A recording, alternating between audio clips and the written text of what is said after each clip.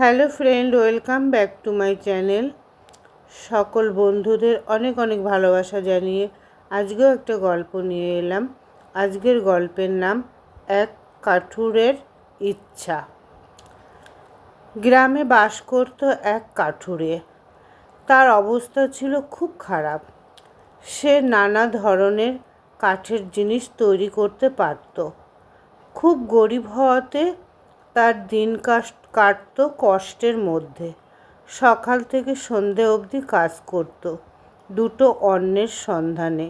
জীবনে কোনো আশা ছিল না, খালি ভাবত কীভাবে পরিবারে সকলের মুখে অন্ন তুলে দেবে। ভোরবেলায় অরণ্যে গিয়ে গাছ কাটত, বাজারে কাঠ বিক্রি করে কিনত চাল ডাল আনাজপাতি। আবার কিছুটা কাঠ দিয়ে তৈরি করত সুন্দর জিনিস। একদিন সে জঙ্গলে পৌঁছে কাঠ কাটতে শুরু করলো। হঠাৎ একটি মিষ্টি গলার স্বর শুনতে পেল। ঘন জঙ্গল থেকে সেই শব্দটা বের হচ্ছে। সেই গলার স্বর বলছে, কাঠুরে, এই গাছে আঘাত করো না। এই কথা শুনে কাঠুরে অবাক। সে চারপাশে তাকালো, কাউকে দেখতে পেল না। কিন্তু শব্দটা আসছে কোথা থেকে? আবার সে কাঠ কাটতে শুরু করলো। যখনই সে কুড়াল তুলে নিয়েছে, সেই দৈববাণী শুনতে পেল, তোমার কি হৃদয় বলে কিছু নেই? একটু দয়ালু হও, ভদ্র ব্যবহার করতে শেখো, গাছটাকে আঘাত করো না। ভয় পেয়ে কাঠুরে বলল, কে তুমি? এমন কথা বলছো? তুমি এখানে কি করছো? তোমার পরিচয় দাও। সেই কণ্ঠস্বর বলল, আমি এই গাছের রানী। আমি বাস করি গাছের মধ্যে। যদি তুমি গাছটাকে আঘাত করো তাহলে আমার থাকার জায়গা থাকবে না।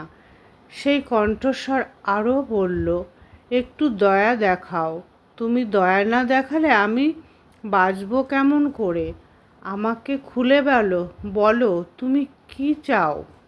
এই কথা শুনে কাঠুরে একবার অবাক। সে বলল, আমি বুঝতে পারছি না কি করব। আমি বাড়িতে ফিরে যাই, আমার বউয়ের সঙ্গে পরামর্শ করে ফিরে আসব। ওই কণ্ঠস্বর বলল, তুমি যে আমার প্রতি দয়া দেখিয়েছো, এই জন্য আমি তোমাকে ধন্যবাদ জানাচ্ছি। পথে যেতে যেতে কাঠুরে তার সব থেকে কাছের বন্ধু এক কৃষককে দেখতে পেল। কৃষক জানতে চাইল, কাঠুরে গাছ না কেটে ফিরে আসছে কেন? কাঠুরে বলল, জঙ্গলে আমি এক বন পরীর সঙ্গে দেখা পেয়েছি। সে আমাকে একটা আশীর্বাদ দেবে, তাই আমি বাড়িতে যাচ্ছি আমার বউর সঙ্গে সলা পরামর্শ করব বলে। কৃষক বলল, তুমি যদি বাড়ি যাচ্ছ কেন? আমি তোমায় কতদিনের বন্ধু, আমি তোমাকে ভালো পরামর্শ দেব। তুমি বনপরীর কাছে চলে যাও আর বলো তুমি যেন এক বিরাট রাজ্যের রাজা হতে পারো, তাহলে তোমার সব দুঃখ কষ্টের অবসান ঘটবে। তুমি জীবনে সুখে শান্তিতে কাটাতে পারবে, প্রচুর অর্থের মালিক হবে, তুমি হবে এই দেশের সেরা বড়লোক। ভেবে দেখো, আমার প্রস্তাবটা কি ফেলে দেওয়ার মতো? কিন্তু কাঠুরে বলল, না, তোমার প্রস্তাবটা খারাপ না, তবে বউর সঙ্গে একবার আলোচনা করতে হবে। কাঠুরে ফিরে এলো ছোট্ট কুঠিতে। বউকে সব কথা খুলে বলল। বউ ওই কৃষক বন্ধুর মতো তাকে রাজা হতে বলেছিল। কিছুক্ষণ কেটে যাওয়ার পর বউ বলল, না, বন্ধুর পরামর্শ গ্রহণ করো না। দেশের রাজা হলে জীবনটা কাটবে অনিশ্চয়তার মধ্যে। সব সময় মাথায় চিন্তা থাকবে, তোমাকে নানা জায়গায় যুদ্ধ যোগ দিতে হবে।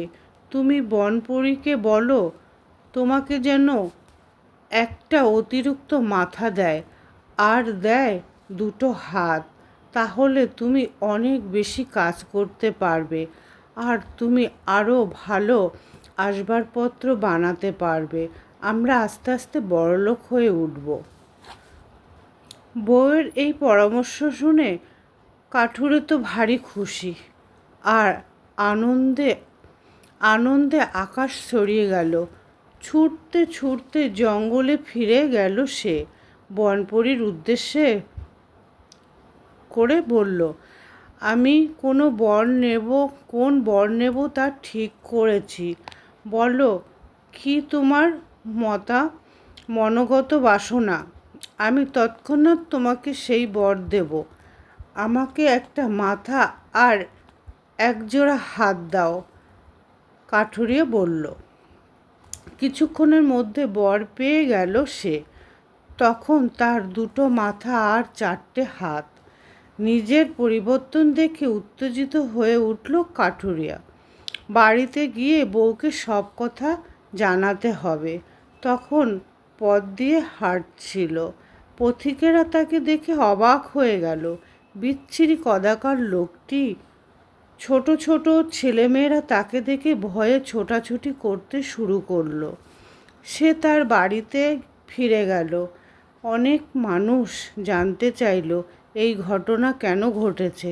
তারা ভাবল ওই কাঠুরে বোধহয় এখন এক মানুষ খেকো দৈত্যে পরিণত হয়েছে।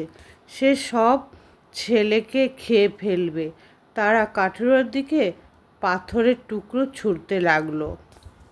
যে কারণে হোক শিশুদের বাঁচাতে হবে। কাঠুরের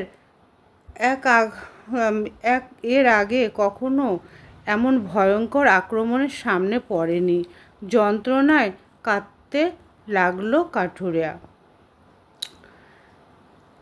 গা দিয়ে রক্ত বেরোচ্ছে, তবুও সবাই তাকে পাথর ছুঁড়ে মারছে। শেষ পর্যন্ত মরে গেল কাঠুরে।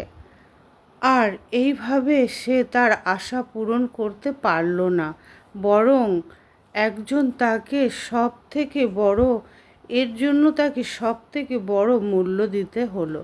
রাধে রাধে বন্ধুরা, কেমন লাগলো গল্পটাও? যদি ভালো লাগে লাইক, কমেন্ট, শেয়ার, সাবস্ক্রাইব করে পাশে থেকো বন্ধুরা। এরকম নিত্য নতুন গল্প পেতে আমার চ্যানেলের বেল আইকনটা প্রেস করে রেখো। রাধে রাধে, রাধে রাধে।